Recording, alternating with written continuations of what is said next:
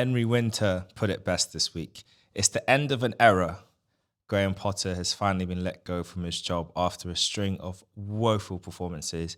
And after last night's evidence, if you are struggling for sleep, just put on Match of the Day. You'll be right at home.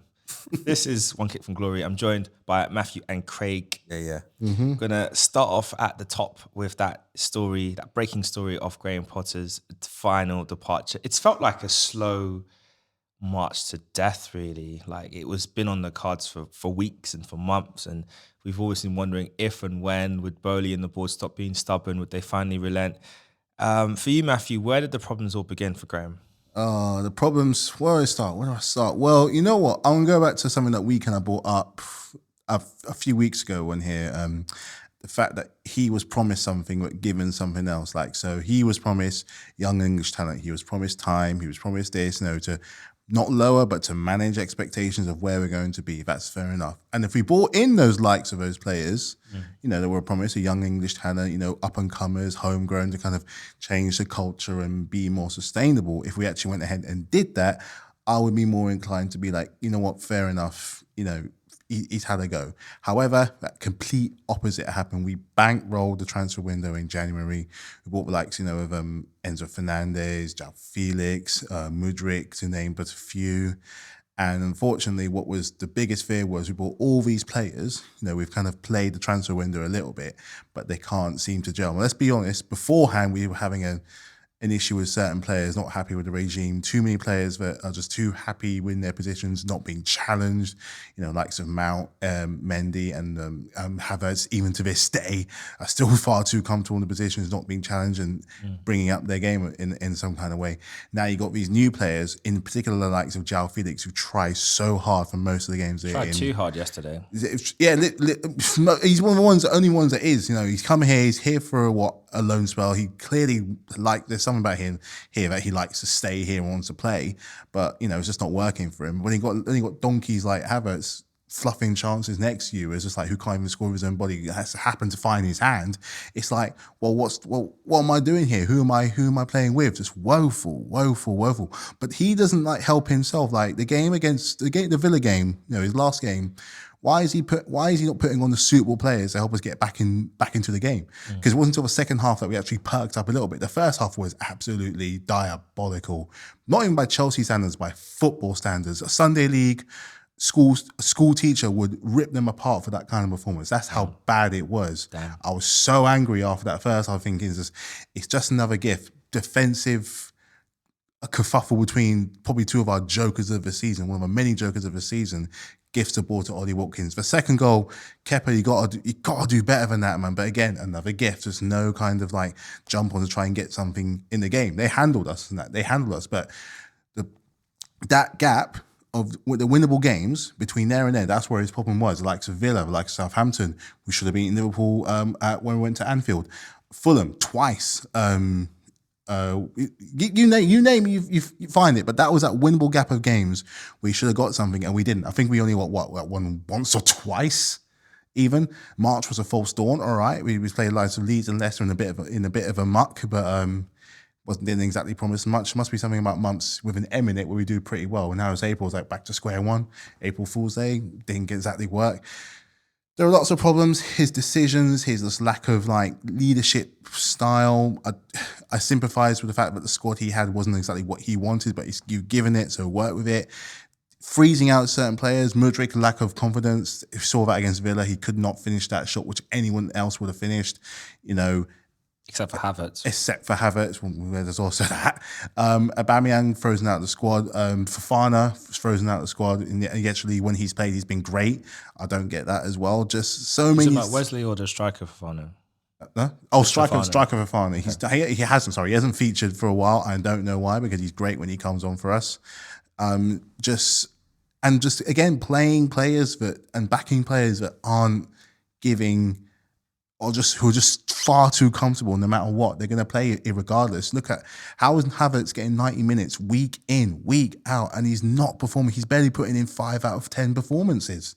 The game at Liverpool, all the other games before, just completely fluffing his chances. We can't keep on living on this May 2021 thing It's now April 2023, and in 2 years, that let's be real, there hasn't been much of a acceleration in his form. At this rate, I'm willing to take 50 million and add-ons for him from some team. I want to touch on Havertz a bit more. I want to first you, Craig. I know with us, like we've gone through the Pepe saga, so to speak. And it's not over because he's on loan, so he could come back and whatever. But we've also been heavily scrutinised for the fee we pay for Pepe and the expectation of what he would deliver. But when you really analyse it, especially in their league form, I think, to be honest, I think Pepe has been a better buy than Havertz. But for you, where do you think things have gone wrong for Havertz, and why has it just not quite worked out the way everyone would hope? I don't think he's a striker. It's a position where he plays. He's not a striker. He's not a number 9. Is he a number 10? But even as a number 10, he wasn't really delivering. Is he a wide player? He's more of a wide player, but he's not a damn 9. Is he like an inverted striker? Like an inverted player? If by inverted you mean a bench player, super sub, maybe. I think his reputation, because he scored the winning goal in the Champions League final, as Matthew said, I feel like he's been living off that for the last 2-3 years now. And I think that season, that Champions League season was way gone. And it cost the manager, the other manager, his job, Tuchel's job, and it cost him Potter's job, because these managers have had faith in him and he's let them down both times. And I feel like he's not scoring goals. And you got Aubameyang, who they bought in the summer on big wages. You got Fofana, who hardly plays. I think Potter's biggest problem was he should have just played Aubameyang in matches. Even have him on the bench, bring him on for half an hour, 45 minutes at least, and see what he could do. Because if you give Aubameyang a service, he will score. He did well at Arsenal. I know towards the end it was a bit sour towards the end, him and Arteta, because of whatever, but Aubameyang is a finisher compared to Havertz. He will score more goals than Havertz. Like that chance that Havertz missed yesterday, Aubameyang would have finished it. We say that, but we saw him at Arsenal in his last season miss. Well, compared some of the chances that Havertz has missed a season, Aubameyang would have converted a majority of them. You'd hope. You would hope, yeah. But I can't say it's guaranteed.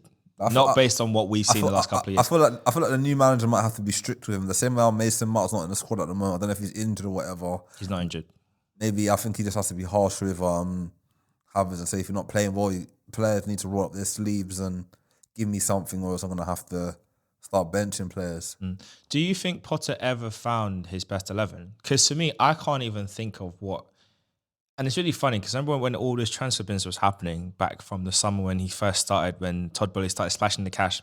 And then in January when he took Football Manager ex-FIFA to a whole new level, just making a mockery of... I mean, there's even players you've signed which you haven't even played yet. Marlowe at Lyon, who still kind of started rehab this week, so he should be back fully fit for the rest of the season, coming in the summer.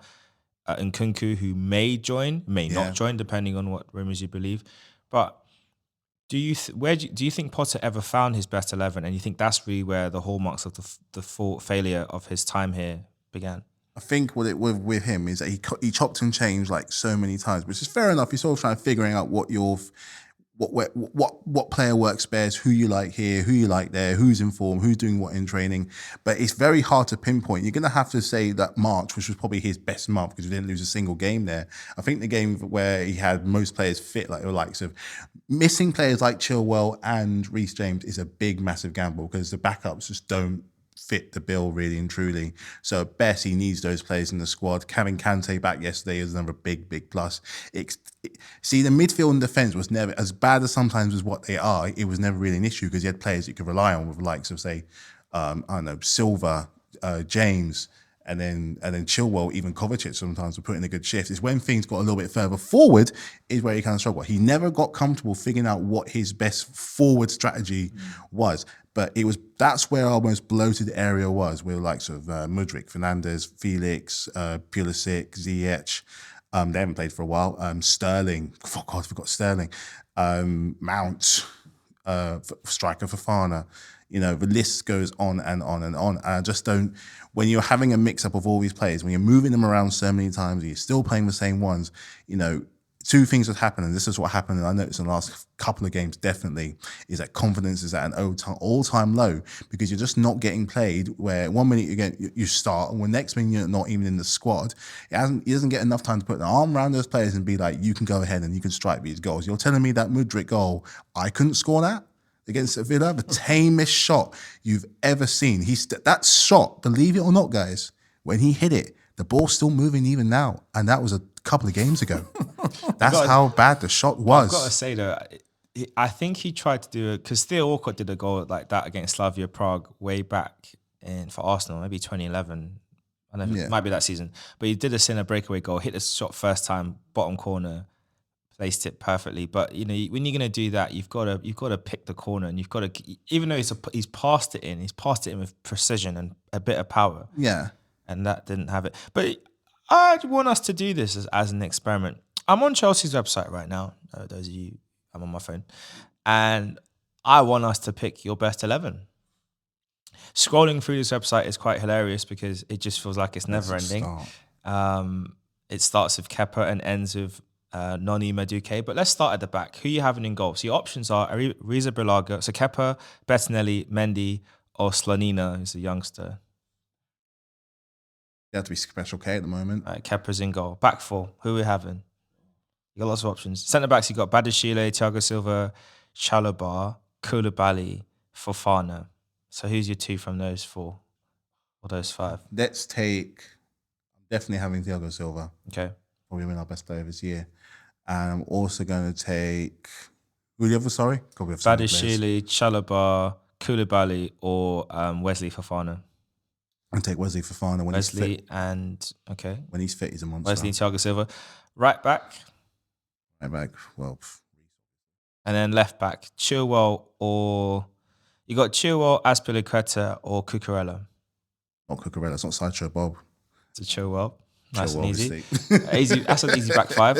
Okay, midfield. Now it gets interesting. So you got the choice between Enzo Fernandez, N'Golo Kante, Mateo Kovacic, Ruben Loftus-Cheeks, Mason Mount, Dennis Zakaria, Conor Gallagher, Carney Chukwuemeka.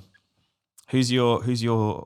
Are you playing the midfield three? Midfield three. So you're going 4-3-3 as your formation. 4-3-3. Good. Who's your three? Got to be Kante in there. Kante. We look better. We look better when he's there. Just more secure. Where's he sitting at the base, or is he on one? He's at the base. He's at his best point where he can just sweep. Kante at the base. Who else you got? They've got Kante there. I like the idea of who else we got. Fernandez, Kovacic, Ruben Loftus-Cheek, Mount, Zakaria, Gallagher, and Carney Chukwuemeka. I feel bad for not putting Mount in there because I know how good he can be, but I'm not. He's not there. He's not there. So it's gonna be Kante. I'm gonna put in. So many damn names. This is actually really hard. Now you know how Potter felt. And you never even found one. No pun intended. Read the names again. It's tough, man. Enzo Fernandez, Mateo Kovacic, Ruben Loftus-Cheek, Mason Mount, Dennis Zakaria, Conor Gallagher, and Carney Chukwuemeka. I don't know who I'll pick. Who'd you pick, Craig, as your midfield? As the two to join Kante? I'll put Kante, Enzo Fernandez. Yeah. And is it Conor Gallagher, Mason Mount, Carney Chukwuemeka, Dennis Zakaria, Loftus-Cheek, and Kovacic. Kovacic. That's a solid three. Okay. So Kovacic, Enzo, and things. So I was gonna put in Kovacic, but no, not Kovacic. Enzo, Kante, and actually, you know what? Out of those ones, I don't trust much of them apart from maybe Kovacic, maybe. So go on then. Enzo, Kante, Kovacic, and then your front three. Your options are Pierre-Emerick Aubameyang, Christian Pulisic, João Felix, Mikhailo Mudryk, Raheem Sterling, Armando Broja, Hakim Ziyech, David Fofana, Kai Havertz, and Noni Madueke. Sterling, Felix, Fofana. Wow. Who would you have as your front three if you were to pick one?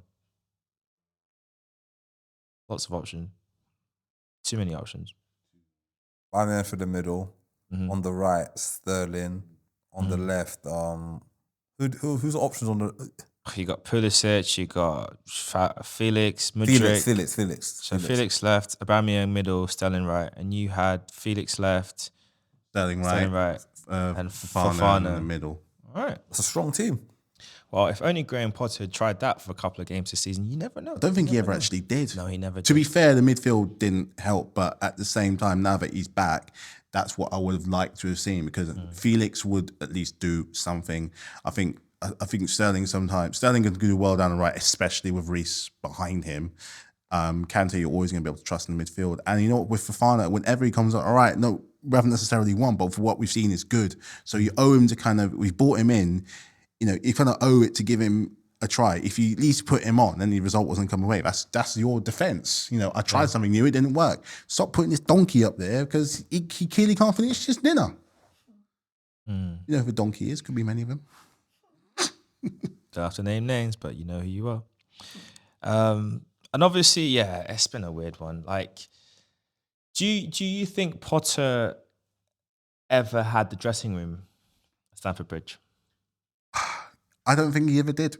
I think a lot of these players, like coming in with European reputation, winning wherever they've been, used to kind of like, for someone like, Tuchel beforehand, who's known to be very difficult to work with, and other players around used to other managers with a little bit more, culture, worldly experience with them. Potter kind of feels like, he's still very much in his ascendancy. I mean, he will. I don't think this will be it for him. I just think this was a bit too much for him. He was, and I don't think we truly, sometimes we met with what we promised him, but it was too big a job at a very crucial time in the season when he came in, because I think he came in about September, October time. I can't remember exactly when Tuchel got let go, where results weren't working. We're still very much in the cups, Champions Leagues. League was, I know we definitely weren't where we are now. But on that point, I do feel for him because, he's clearly trying to imprint some kind of thing here, but going from Brighton to Chelsea, considering what we've had before, is that Chelsea needs a Chelsea manager. And what is a Chelsea manager? A Chelsea manager is someone with a bit of bite. A Chelsea manager is someone with that ruthless aggression. A Chelsea manager has a will to kind of win. They kind of have, look at the past manager we've had, like, the Contes, Ancelottis, Mourinho's, the Tuchels, even down to the Sarri with his cigarettes down the side. They need to have some kind of personality to deal with that wacky owner that we used to have. And it seems to me we have another wacky owner as well, albeit with so many pens filling out all these checkbooks all the time.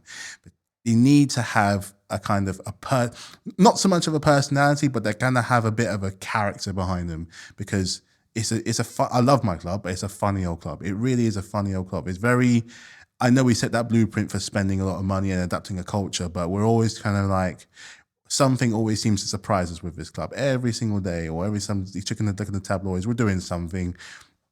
Transfer bans, oligarchs, shady deals, getting these funky deals across the line. There, we do things our own way, and when you come in, you have to be ready for the fact that you're going to have to weather that storm whether you come. I just don't think with Potter's somewhat more humble and simple upbringing, I don't think he was ever ready he wasn't ready for that kind of smoke. I don't think he was, unless we were truly willing to change a culture that we've had for the past 20 years, where we're going for a complete slate of, we're going to start again from the absolute ground up with what you want, and give it 4 or 5, maybe even 6 years, we'll assess where you are at the moment. I think for a lot of fans who are used to winning on a regular basis, it was an expectation, an alteration of expectations that maybe a lot of them weren't ready for. So the next guy who comes in is coming into a very kind of difficult position, because we need someone who's going to come in and just, I don't know, like kind of just give some back. It's like being in a class with a bunch of clowns, where it's just like, you got to let it know from the very get-go that this is your house, this is your yard. So, run your thing, run it. Yeah. I mean, I think it's quite interesting that an article came out this week just talking about the end of Potter's era. And I think what some of the sad things about it is that, behind his back, some of the players refer to him as Harry Potter. It's just not acceptable. I think the worst thing was that, because the squad was so big, some of the players had to get changed for training in the outside the changing rooms. I heard Mudryk and Madikeli, they had to get changed outside. I think the other sad thing is that they didn't even have enough seats for the players when they had the team briefings. Some of them were just sitting on the floor. Because I think that's pathetic. For a Premier League club, But not only that, like when you think about the well-beings of the players, like they are people. Like you couldn't imagine going into a workplace environment where you start a new job, they ain't got a desk for you, they ain't got a chair for you, they ain't got a computer for you, they don't even have your name badge or your pass. Some of our jobs, to be honest, our passes take a bit of time to kind of arrive, not pointing any fingers at any organizations that may or may not be affiliated with my past work history, but some of the times the passes take a while to arrive. Sometimes 6 weeks into a job. But we'll leave that for now. Work very hard sometimes. But it's just not, but it's not what you want. You want to feel like you're part of an organization, especially for those younger players, like, you know, they want to develop their careers. They want to really excel. They've taken this opportunity to come to this club. Like, Maddie Kelly didn't have to make that move. He could have stayed at PSV and he was doing really well. Mudryk, we all know where he should have gone. But at the end of the day, is what it is, Kerr. Is what it is. You know, I hope you're happy over there in blue.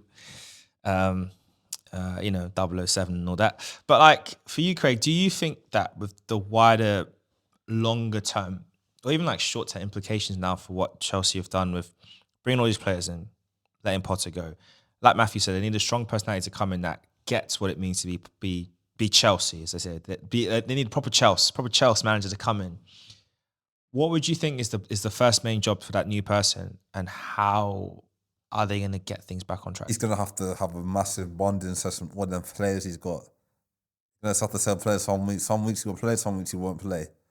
You got a massive squad, isn't it? Crazy squad, and like, how are you going to keep all those players happy? 31 player egos, or how many players in that squad? How are you going to get everybody happy? And the players like Mudryk's confidence must be shot, because every game he plays, he gets taken off at half time. Either half time or he gets taken off in the second half. How's he going to become a better player? How's he going to improve? Players like that Mudikele guy who came from PSV was doing very well. He hardly played for Chelsea. He played well for the under-21s the other day. Scored 2 goals, got a couple of assists. So he must be thinking, maybe I made a bad decision on coming to Chelsea. Maybe what he should have done was he should have come to Chelsea in the summer, gone out on loan back to PSV to the end of the season, or got a loan to a Premier League club or something, and then check out the team, maybe come in the summer fresh. But you see, if there was better planning behind Chelsea's business this January, that is exactly what they could have done. Mudryk, you say, we'll keep him. But maybe Mudryk, you say, okay, let's see, 2 training sessions, he's not quite ready, he's not got his finish. Okay, let's loan him out. Maddie Kelly, same thing, loan him out. But I mean, the biggest thing, Ziyech, that transfer should have been done. The PSG one, isn't it? Yeah, it should have been done. He wanted out. And look, he hardly plays now. Because he definitely wants out now. So yeah, but it's like you're saying, you're right that they do need to get the right person to kind of focus on these players' careers. They got lots of young players who are on supermax contracts. They ain't going anywhere cheap. Like, even if they want to leave in the summer, like I don't even know how clubs would even buy some of those players in the summer. Like, on 8-year contracts. What do you offer? They're throw contracts. like what's the acceptable fee? Like, if you wanted to say someone to prize Mudryk, if you're Liverpool and you thought, I'll take a punt on him, how are you going to do it?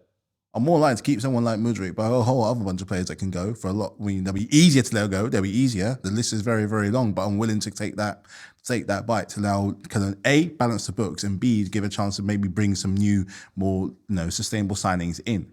But the other issue of that is, if you're a player from the outside looking in right now, so say for example, you guys thought,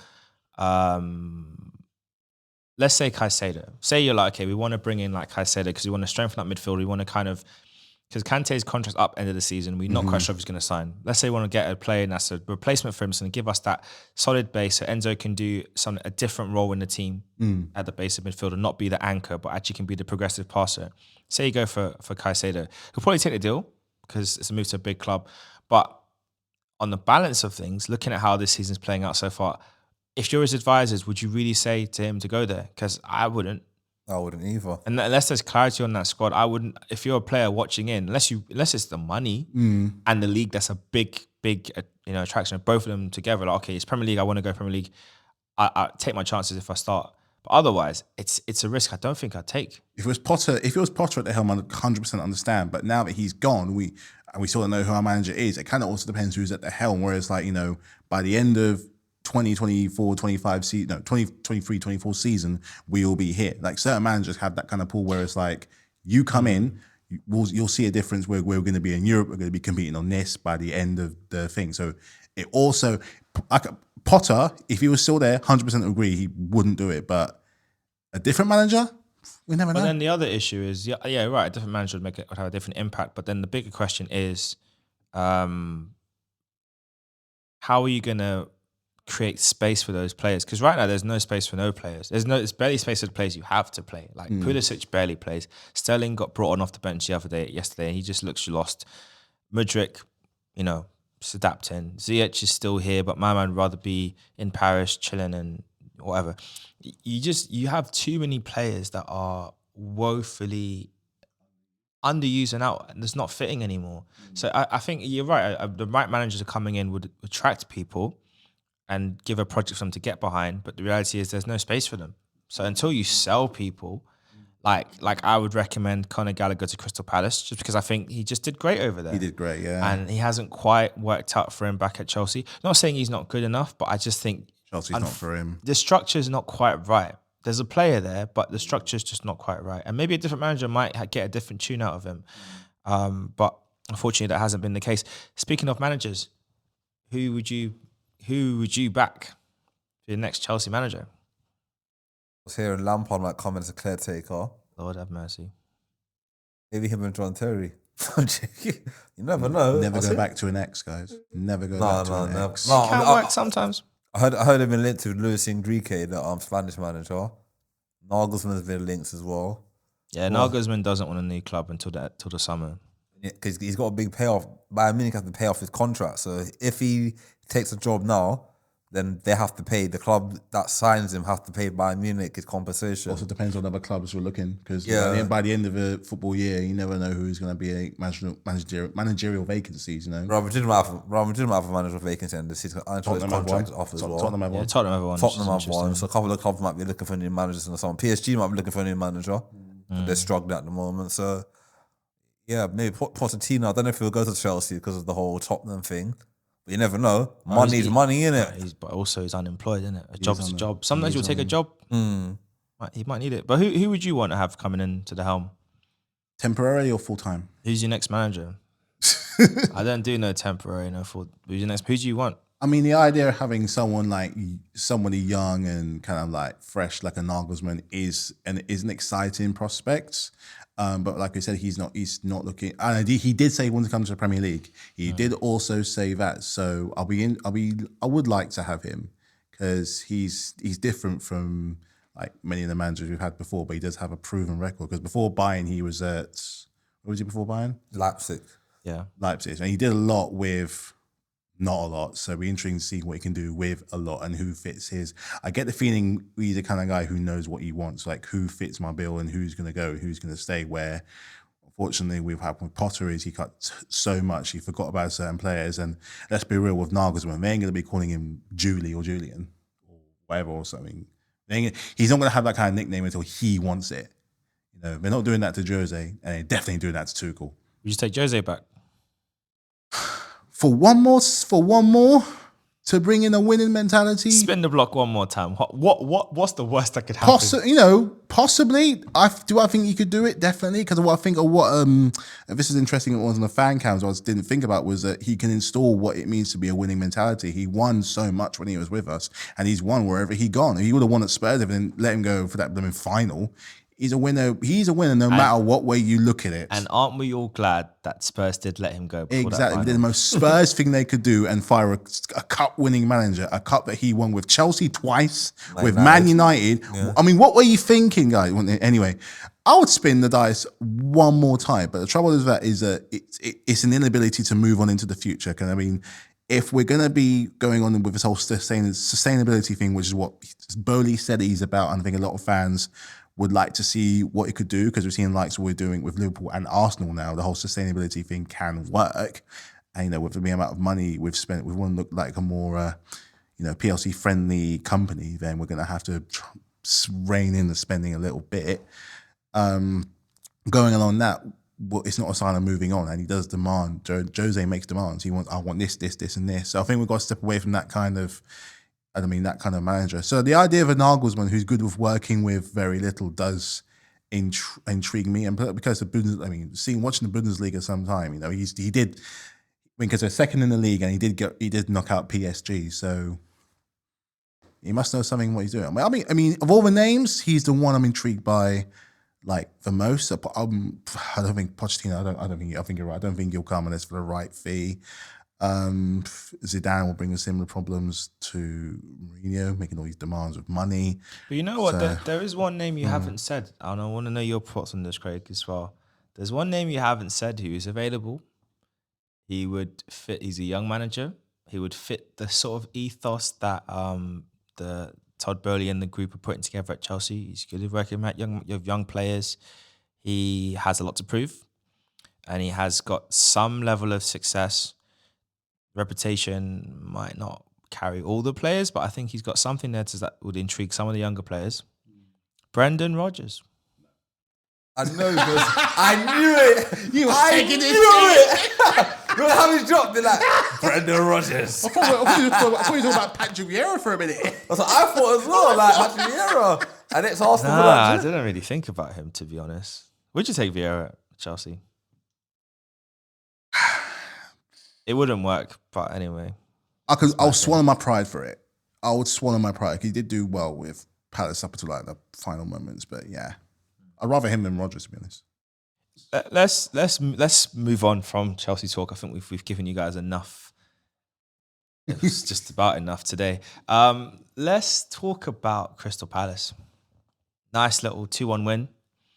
Late goal, John Philippe Mateta off the bench. That's my bet for goal of the month, by the way. Swivel and finish. That touch. The composure, the finish. Obviously, Roy Hodgson's back, and kind of felt like the sacking of Vieira might have been a bit premature. Also felt like going back to Roy was a bit uninspired, would be the right phrase to use. However, can't argue with the results so far. He seems to have really galvanised the team. I mean, they had 31 shots to, I think it was to 7 or to 9 of their opponents at the weekend, which says a lot, considering they barely managed to have a shot on target in one of Vieira's last games. Actually, they didn't have a shot on target in Vieira's last game. From that to 31 shots at goal. That I think it's like 12 or something on target, but it was good numbers for what they were trying to achieve. But for you, Craig, how do you think life for Palace has started out now with Hodgson in the second go around, and will it be enough to keep them up? They'll stay up, 100%. They got good players. They got Zaha, they got Eze, they got Elise, they got Edward. Edward. They got a good defense. They got Guay, and they got Anderson. They got a good goalkeeper. They got a decent team. They got Ayew as well. It does his job. Does a job. Does a job for the team. Not great, but it does a job. You got they have Jeffrey Slop.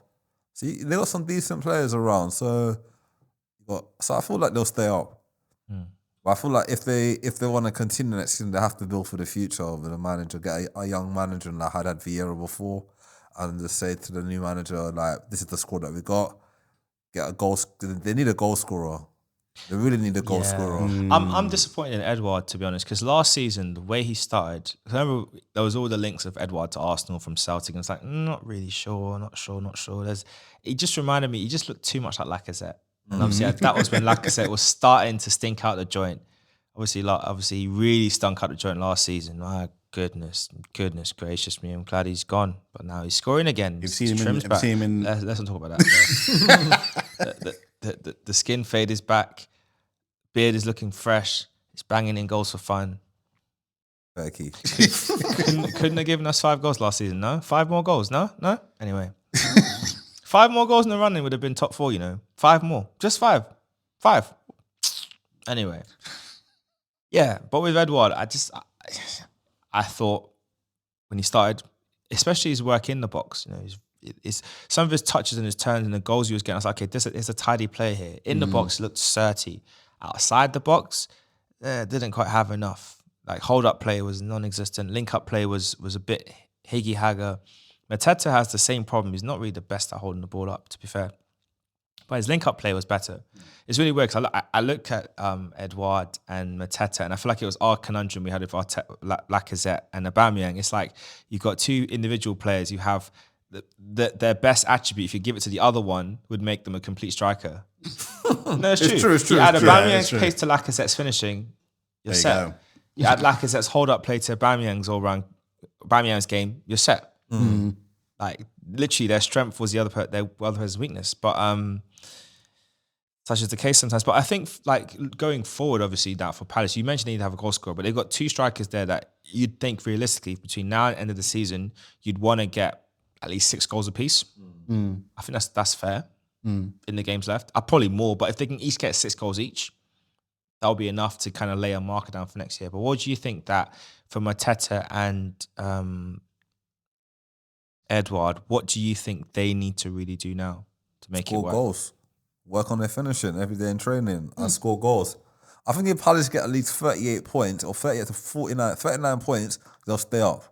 Because the way how the bottom 3 is so like each like from 11th all the way down to the bottom, a team could lose and they go straight down to the bottom. So it's very tapped. They've got 30 points there because they're behind us. Are They've they? got 30 points. That's what I'm saying. Like like if they get a couple of wins, they get into the top half of the table, Boost the that'll be a confidence, decent season for them. True. But I feel like the owners, when they sat Vieira, I was like, but Hodgson's a safety bet. Like he knows what he's doing. He's a club legend. He's been there for years, so he'll keep them up. And then in the summer, they have to look for a good manager, a decent manager, to start again. But they might lose Wilfried Zaha in the summer, so they have to rebuild. They've always threatened to lose a Zaha. No, he's out of contract. He hasn't signed a new contract, so he might go in the summer. So they have to. They got Eze. I think Eze and Elise can replace him anyway. They definitely will need to get another talisman, you'd think. And then maybe with the money off the wages, you say that, but then you still got to pay the transfer fee. And obviously, they've not really invested as much money when you think about it, post Hodgson to now. Obviously, they bought in, I think they spent 150 million pounds, but they lost a lot of first team players. So really, when you balance it out, they haven't really invested that much.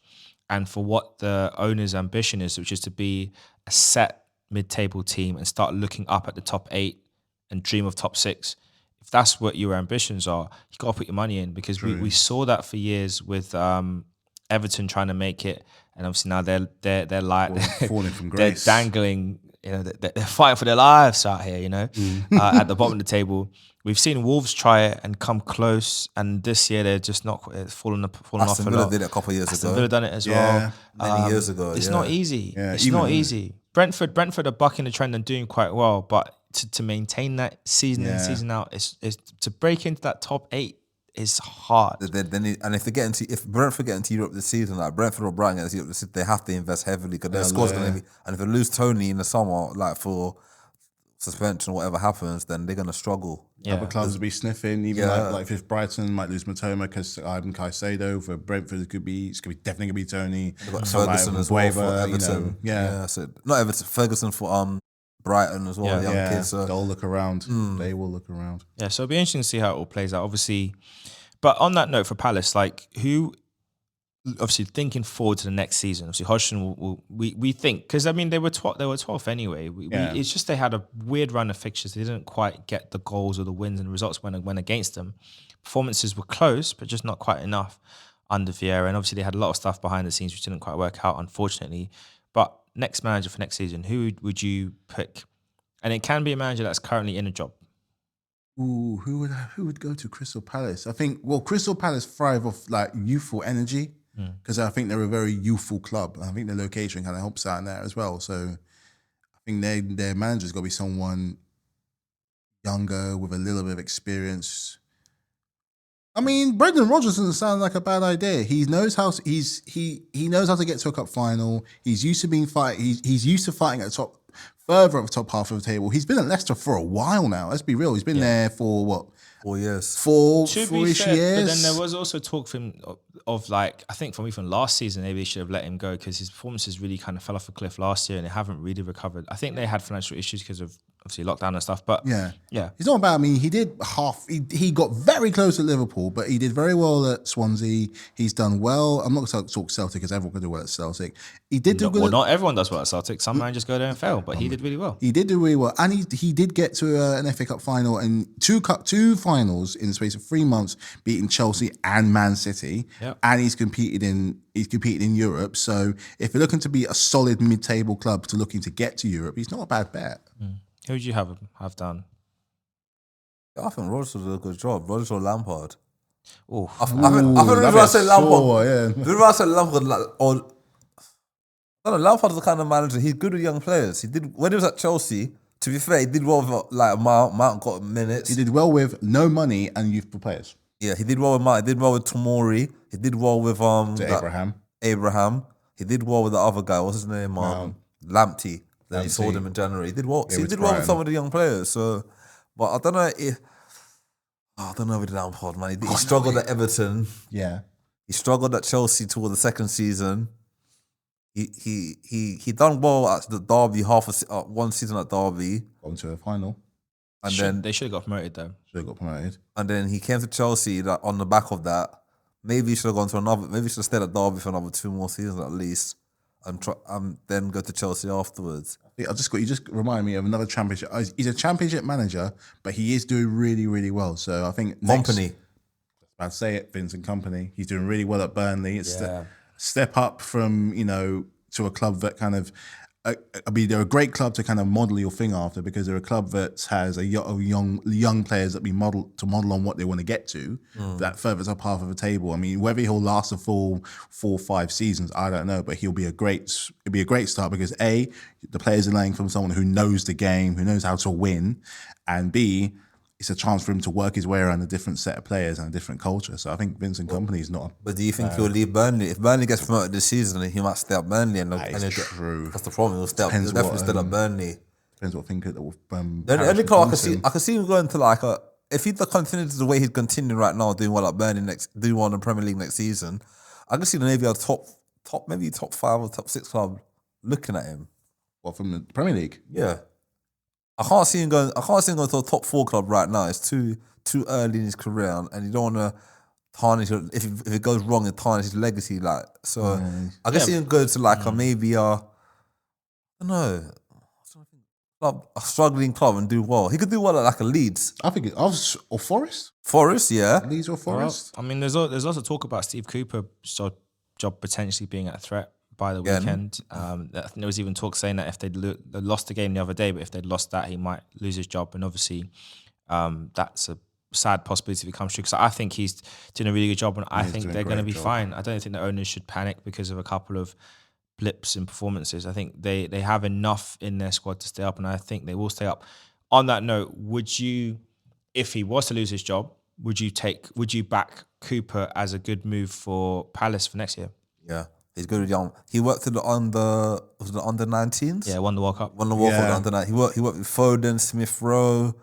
What did he do? He worked with a lot of all the Dominic Solanke, all them young players coming through now. He worked with them, so he knows the English system very well. So he can get a couple of them players here and there and do something like he did with Gibbs White as well. Yeah, Gibbs White is a good example. Yeah. One player that's really let me down this season for Forest has been Lingard. He's injured, isn't he? I thought he would have done well. Well, he's injured. Yeah. Shame that. Yeah. There's not much he can do, is he? Dramatic. When he played it, I thought he would like after that. I thought he got a fresh start for Man United, got away from Manchester, got to Nottingham and needs a new change and everything, and then he could try and establish himself there, get into the World Cup squad.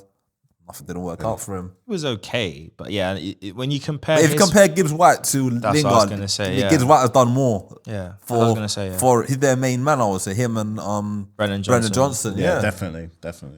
Yeah, I think those two have highlighted, for me, those two highlight how much Lingard is off the pace, but not only Lingard, how much Andre Ayew is off the pace. I mean, you compare what those two players are doing compared to those other two players, listen, why did we bring in Ayew? Lingard, it's just not quite happened. But you're right, it's unfortunate for him, but it happens sometimes, injuries, poor performances. Mitrovic's been banned. 8 games pushing a referee. Bruno Fernandes has still not even been charged for doing pushing an assistant. Remember that happened in a game. Very surprised that no one talks about Bruno Fernandes. I was going to call him his nickname. But what do you think about that news? Obviously, there's a lot of split views on how people find it and whether it's excessive or whether it's not excessive enough. But how do you think about it? I think Igor is fair enough. He made a mistake. He apologized. He shouldn't push the referee. But Bruno Fernandes did it and got away with it. Assistant referee got away with it. It's like one law for one player, one law for another player because they play for a big club. Not right. Howard Webb is back, so I got to say, I'm not saying Howard Webb is the reason Fernandes has not been charged. All I'm saying is Howard Webb is back and Fernandes has not been charged. If you want to link the two, that's on you. What did you think about that news?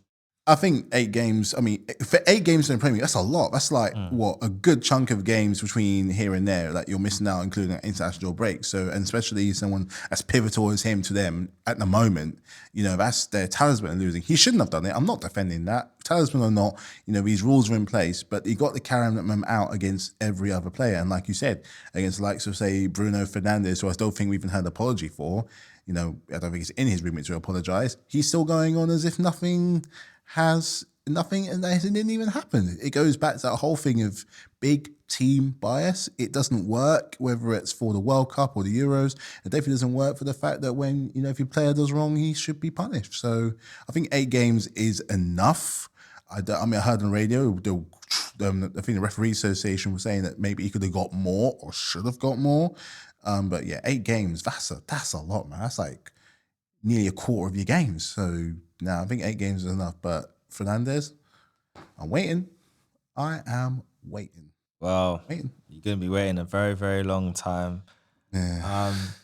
Welcome to the show, Mark. Are you with us? Are you here? Are you live? Hey, can you hear me? I can. How we doing? We're good. What was your thoughts on the sleep show? I was going to call it the S show, but I think the sleep show. Let's keep the show PG. What was your thoughts on last night's wonderful masterclass from Chelsea and Liverpool? Yeah, it was pretty dire, to be honest, mate. I think it's well summed up by everything I said to you guys in the chat at halftime when it was 0-0.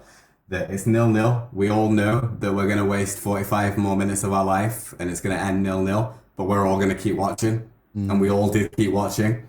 And we all wasted another 45 minutes of our life. And there you go.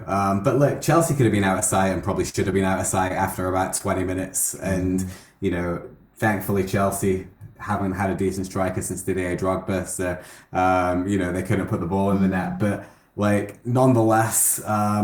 you do have to say it was a drab showing from both teams and really kind of summed up where they have been this season, to be honest.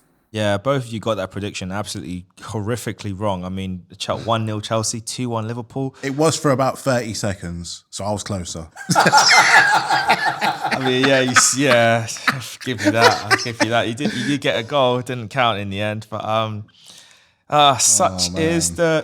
for you, Mark, I just want to throw this to you about Liverpool in general. Obviously, we've got the big game coming up at Anfield, Arsenal versus Liverpool. The game that the pundits are saying is going to decide the title. Carragher's like, Arsenal are going to lose at Anfield. And I'm just like, Carragher, shut your mouth and do your job. Stop speculating on stuff. But it's been a really weird season. You guys have really been the footballing equivalent of Humpty Dumpty. You keep falling down off that bloody wall and getting back up again, but it's just like every time you get back up, there's a bigger crack forming because you just keep falling, and it's just like the pieces are just not coming together. But for you, how do you sum it up, and what needs to happen? And on that note, is Jurgen's job under threat now? It's been a bad season.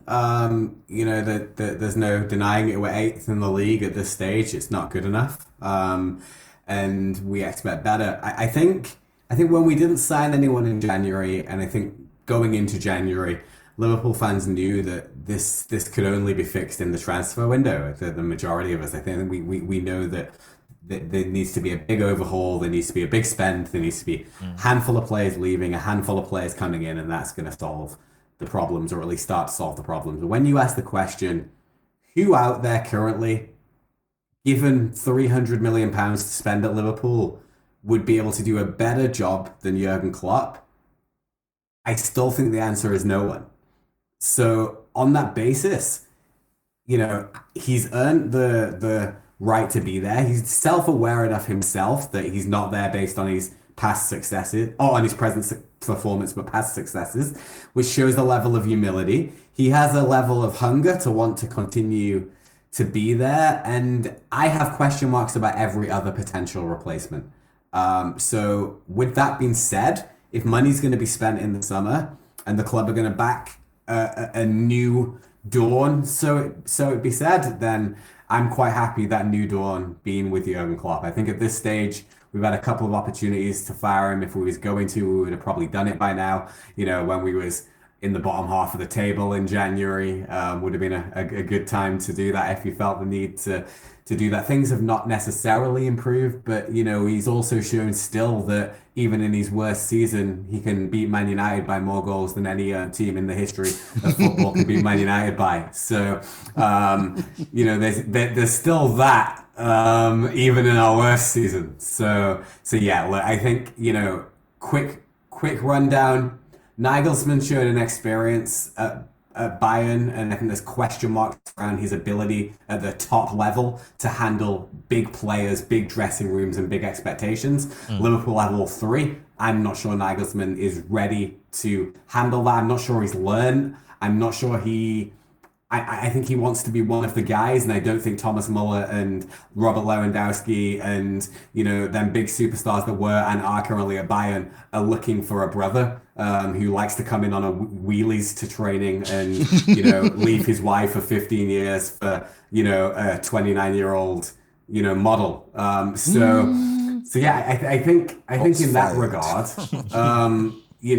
that's my feelings regarding Nagelsmann. You've heard the rest. Zidane, France job, great manager, but France job is his dream, and no point starting a project that you can't complete. Tuchel now has a job. Pochettino, again, there's question marks based on his past successes, but would What be successes? Probably the best. Champions League final, won the French league with PSG. Okay, fair enough. Couple of French cups. Fair enough.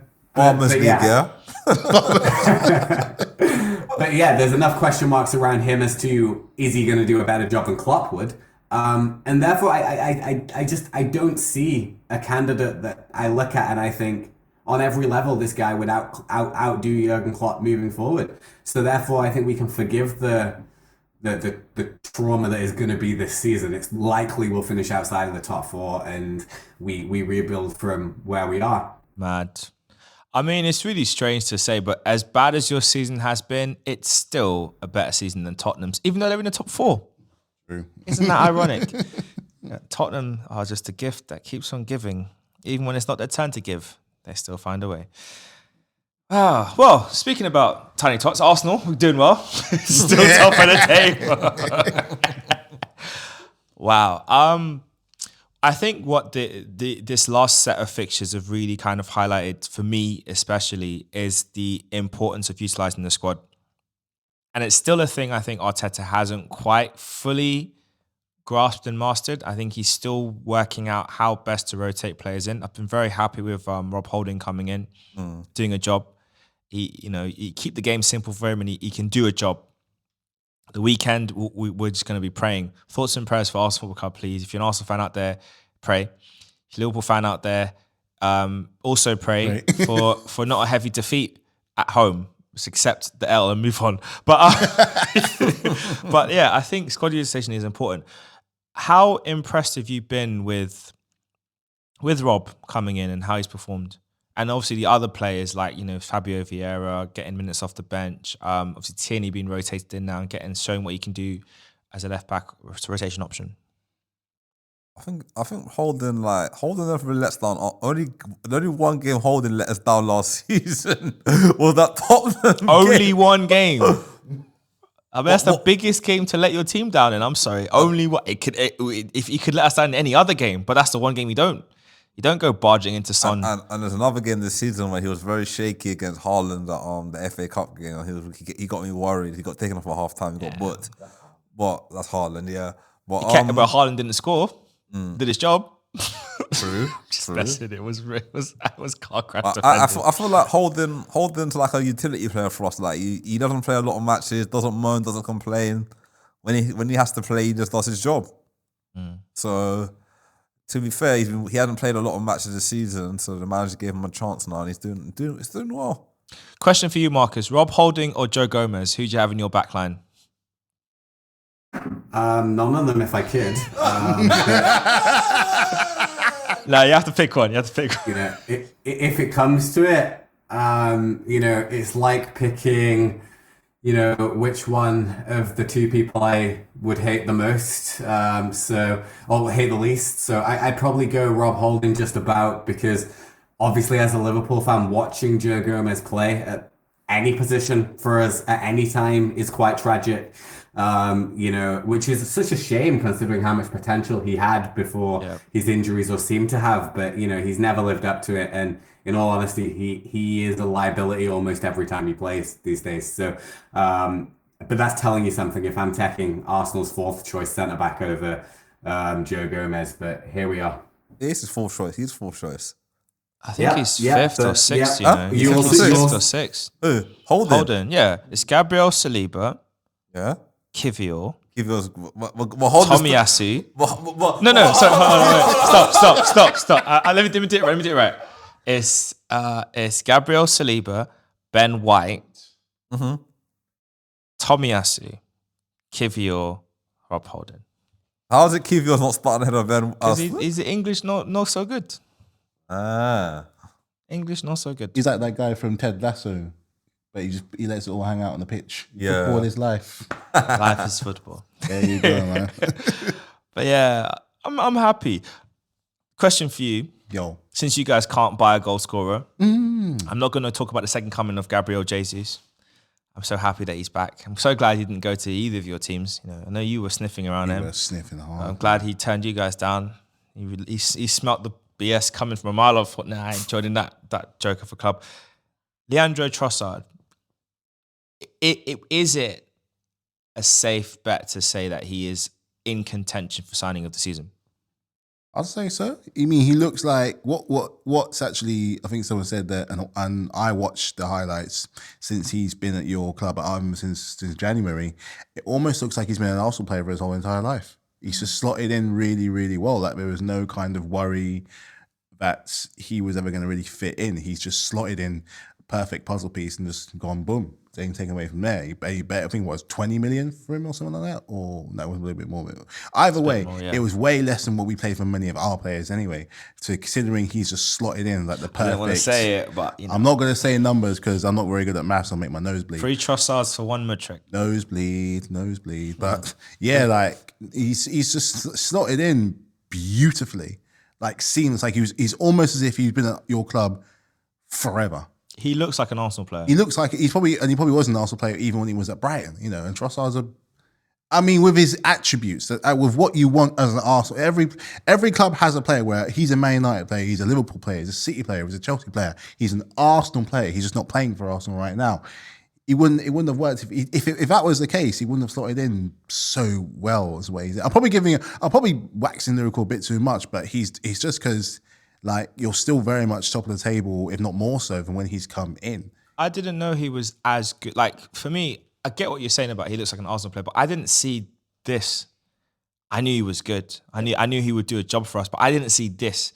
His touch on the ball, his movement off the ball, his delivery, his decision making. Like I said, it's like the second coming of Alexander Kleb. With end product. It was crying for another move. That's what it was. It was crying for that next level to come in and be like, you know, most players, like, you know, from in the past, when a bigger club has bought them, like, you know, from Man United, Chelsea, not Chelsea, but Man United, Arsenal, Liverpool, and ones. Well, as soon as they go there, they slot in, and it's like, you were the player that we've always wanted. We just never seen it. You can go back and look and be like, you fit in perfectly. Like how, you know, Lampard was a Chelsea player from way back, from their transfer to from West Ham.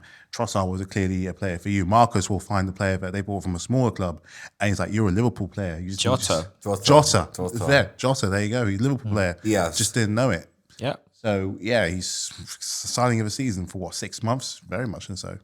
Very much. I'm impressed and jealous in it. I hate it. And when he first came to Arsenal, everyone was saying he's not going to play a lot. He's not going to get a lot of minutes. He's going to be a squad player. He's done more than that. He's a starter for me now. Baller, man. 100%. Trossard's a baller. You don't know who. The thing is now, Arteta's got a big problem. Who does he start and who does he drop? Got to start Saka. Got to start Martinelli. Has to so, start. So who? And you got to start Gabriel Jesus is back in form now. So who does he drop? And you can't play all four of them in the same team. That's a good problem to have, though. 100%. It's a good problem. You want to have those kind of issues and those sort of moments of contention, because that's what's a good sign of the strength in your squad and the strength of your team. But yeah, let's look ahead to the weekend's fixtures. Obviously, we've got the big game coming up: Liverpool versus Arsenal. Matthew, what's your prediction for that match? I think it's gonna cancel out. I see a 1-1. Oof. Craig, 2-1 Arsenal. Marcus. 3-1 Arsenal. Oh, that's very nice. I'm going for an Arsenal win as well. I think 3-0. Nice and easy, nice and simple. Leeds versus Crystal Palace at Ellen Road. I'll start with you, Mark. What's your bet for that game? Leeds Palace. Leeds Palace on Sunday. 1-1. Ooh, Craig. 2-1 Leeds. 2-1 Palace. 3-1 Palace. I just like 3-1. It's my scoreline for the week. Every game, 3-1, 3-1. Southampton, Man City. Mark, what's your bet? 2-1 Southampton. Ooh. You know what? I was just thinking that because they turn up. They beat them in the cup. They innit? turn up against City. They really do. What's your bet? 1-1. 1-1. 2-2. Desmond. 3-1 Man City. Keep it consistent. Leicester versus Bournemouth. Craig, who you got? Leicester. I think it's gonna be a 2-1 win. Leicester. Leicester at home, 2-1 win.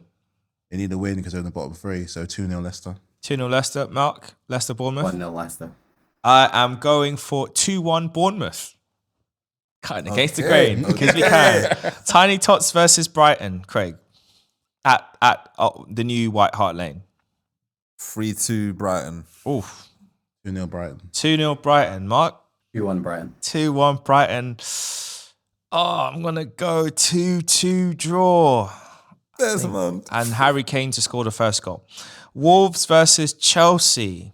Don't care. Craig. Come back to me on that one. It's at Molyneux. 1-1. 1-1. Mark. 1-0 Chelsea. Matthew. 2-1 Chelsea. 3-1 Wolves. Fulham. He's done that to your purpose. That's so evil. Okay. Fulham versus West Ham on Saturday at Craven Cottage. All right, I'm going to take a leaf out of your book. 3-1 Fulham. Okay. 1-0 Fulham. 1-0 Fulham, 3-1 Fulham. Mark. 1-0 West Ham. 2-0 West Ham. All right. And we've got 3 more games to go. Brentford versus Newcastle at Brentford. Craig, you'll probably be there, won't you, for that game? No, okay. 3-2 Newcastle. Ooh, 3-2 Newcastle. 1-1. 1-1 and Mark. 1-1. Ooh, Nottingham Forest versus Aston Villa. Aston Villa at home. Mark, how you see that one going? 2-0 Aston Villa. Ooh, Craig. 2-1 Aston Villa. 2-1 Aston Villa. 3-1 Nottingham Forest. when these scorelines bang, I got it first. You might do the Akka, boy. Man United versus Everton. Early kickoff on Saturday at Old Trafford. Matthew. 2-0 Man United. 2-0 Man United. 2-2. 2-2. Mark. 1-0 Everton. Everton's got a good record at Old Trafford, you know. They do. They do. That's why I'm thinking 2-2 because last season, I think they drew them last season, didn't they? Yeah. And did they drew them last season? Tough one. You want to say 3-1, don't you? Lost the core. I'm going to go 3-1 Man United. Okay. Fair enough. That's it, really. That's it. That's it. Man United, I can't enjoy 0-0 against Brentford. Good luck in that game. Hopefully it goes the way of the team that wears red normally, but are not wearing red today. Hint, hint, wink, wink. You know what I mean? Man United are at home. You didn't understand what I was trying to say. Come on, Brentford. But yeah, that's. I mean, we had some fun with last week's predictions and games. Definitely didn't. Some of those calls were definitely well off the mark. But you know, we live and we learn. Then we learn, and we'll see. We'll see next week whether the 3-1 is the scoreline to match. In closing, because it has been quite a phenomenal week of upheaval, shock results, poor officiating, and just Chelsea being Chelsea. What's the next big managerial shock that you're expecting for the end of the season? And that could be either a manager leaving a club or a manager joining a club. I'll start with you, Craig. What's your next big managerial shock for this season? I think Jurgen Klopp's got to be careful, you know. Ooh. I really feel like if he continues the way they continue and they're not winning matches, he could be the next one to go. I love that, you know. Jurgen Klopp's got to be careful. It's a gun talk there. You've got to be careful walking around Merseyside. You might lose your glass. He doesn't wear them anymore. You might lose your hat. Matthew, what's your next big potential shock come the end of the season? I don't know what's going to happen with this guy, but I'm watching him very close because I think this will be the second season in the league, right? Or the third. I'm watching Thomas Frank. This is their second year. I'm watching Thomas Frank. I don't know what's going to happen with this brother, but I'm saying I'm watching him. Or you think he's going to get a move up? I think there's going to be something is going to be in for him. It's going to be something that is going to be very difficult to, not necessarily pass up, but difficult to ignore. Would you take him at Chelsea? For the last 10 games, I would. But for not going forward. He's got a bit more bite than Tuchel, but I don't know if he has more of a ceiling with him. But I do think he's got like really good potential with him of working with smaller squads and managing players, like pick and mix, bargain buys. I love how you said smaller squads, and I was like, you do realise that you literally have an NFL team. We do have an NFL in the Premier League. But he could bring Tony to Chelsea. If he went to He's Chelsea. a striker after all. I don't know. 5 years down the line, I might change my mind. But I just think something's going to happen with him. I don't know what. I think something's going to happen. Right. And Mark, what would you say is your managerial shock that you're expecting next? Yeah, I don't have a shock, but one thing I will say is that I'm absolutely certain that Chelsea will have one, maybe two managers before Jurgen Klopp leaves Liverpool. So, one, maybe two. We'll put that one out there. Hey, if it works. It worked for Roman, but I don't think Bowley and the guys have quite figured out what it's all about in terms of the manager merry-go-round. But we'll see. There's lots of talk. We'll see who does get the job. Whether you run the block, spin the block, and bring back Frank, or you tap up Jose and say, "Come home, fella, one more time, one last dance to see how it goes." Or if you try something a bit more adventurous, you can go for like a Luis Enrique, or Gerrard. Gerrard never got to Chelsea. It's an option. Nah. He nearly did. It's an option. He nearly did, but it He never nearly happened did. twice. Why, It it's never an option. happened. I can't see Gerrard being a Chelsea manager. Nah. Yeah. It would taint Liverpool history legacy. I didn't think Rafa would go. Taint it. I didn't think Rafa would go, but he did. Mark, for you, who are you expecting to get in the Chelsea hot seat as our final point? Nagelsmann. Well, he does fit Chelsea, questionable morals, young is exciting, and definitely disposable if things don't work out. So I feel like that is the right fit for your club. And on that note, we'll call it a night. Thank you all for listening. Let us know what you think about the weekend's fixtures ahead. Do you think we'll see plenty of 3-1s, or am I living on cloud cuckoo land? Who knows? Who knows? Will Rodgers get the hot seat and be back at the Blues? Chelsea this time? Or will he end up in lily whites and be depressed for a season and a half before getting a payout? We'll find out in next week's edition of Premier League Gone Mad. That's us signing out. Peace. Peace.